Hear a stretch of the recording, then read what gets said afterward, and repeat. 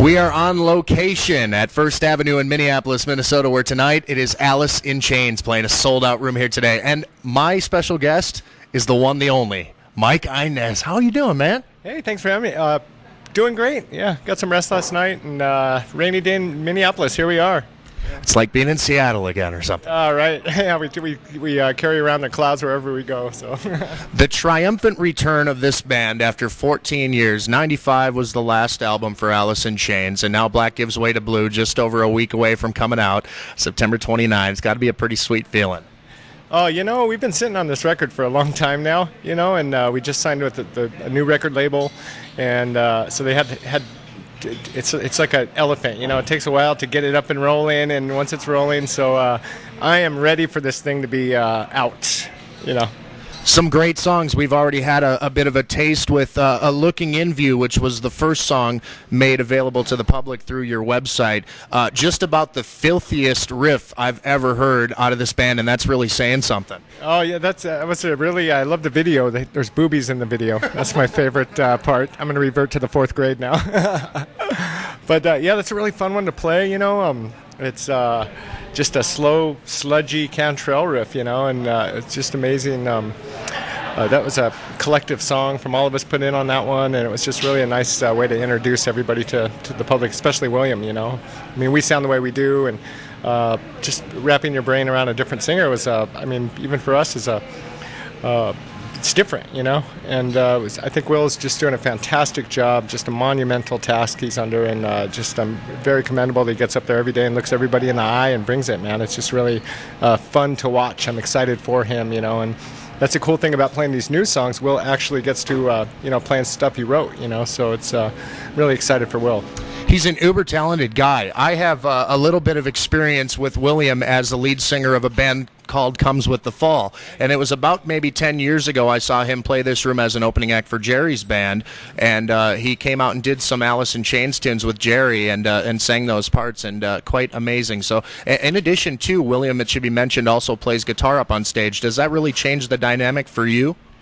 It does, Lane played some guitar too, but William comes from guitar, he was a guitar player first, then a vocalist.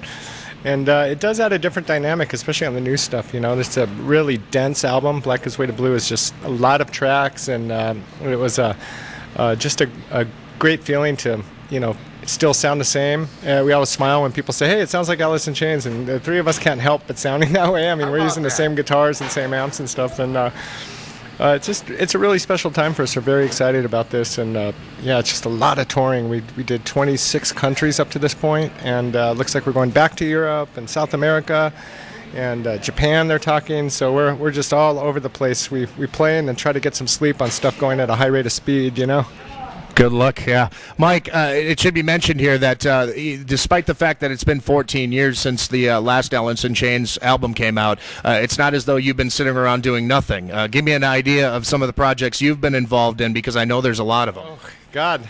Now you're making me think. I did just a lot of stuff. I jammed with Ann and Nancy Wilson from Heart. I did like Slash's solo records, and did a couple tours with Ozfest tours with Black Label Society with my brother Zach Wilde. Played on a Motorhead record, I got to play, Lemmy asked me to play bass on a track with him on a Motorhead record, and just cool little sessions. I love that kind of thing, that fellowship of music, and sharing a riff or a groove together, and I'm very blessed by having really cool friends to do that with, Absolutely. So now it's been about, 3 years or so since you officially got back together as Alice in Chains?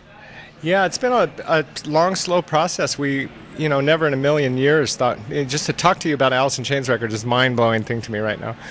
But we started with a tsunami benefit, and Sean called us, call to arms. So me and Jerry were on the first flight to Seattle, and Chris DeGarmo from Queensryche, and Ann Wilson from Heart, and Duff McKagan from Guns N' Roses, of course, and Maynard from Tool, and Pat Lackman from Damageplan. All these guys just came up, and Super Suckers, and Sean Smith, who sings in a band called Satchel up in Seattle. We got together and raised a lot of money for the tsunami victims, which, if you think about it, it's the worst natural disaster we're going to see in our lifetime, hopefully, and so it came from a good place, and from there we thought we'd play a couple club shows, and they made the decision to take it around the world and one last time, and honor Lane and say goodbye to all the fans, and it turned into a new beginning with the Black Goes Way to Blue record. So there was never a master plan or scheme to get this band back together. We just kind of looked up one day and we're playing in front of 40,000 people in Portugal. It's like, okay, this isn't small anymore.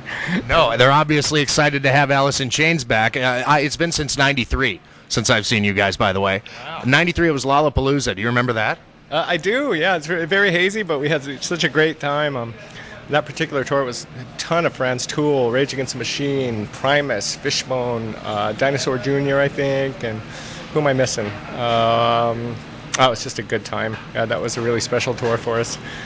Now, speaking, you mentioned Duff McKagan earlier. I know you guys are all great friends up in the Pacific Northwest. You're a California guy originally, but spending a lot of time in the Pacific Northwest. We had Duff here in Des Moines, Iowa, where we're from, for our Lazer Fest show, and he had heard the record at that point and said, because I had to ask him, of course, and he said, "So it's the best record I've ever heard."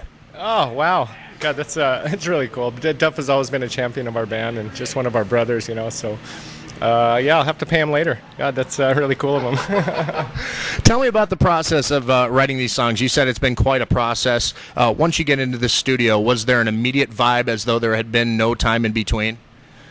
Well, I always look at it like, people expect us to carry on right where we left off at 14 years ago, which we've grown as men in that 14 years. We've grown collectively as a family and as a group.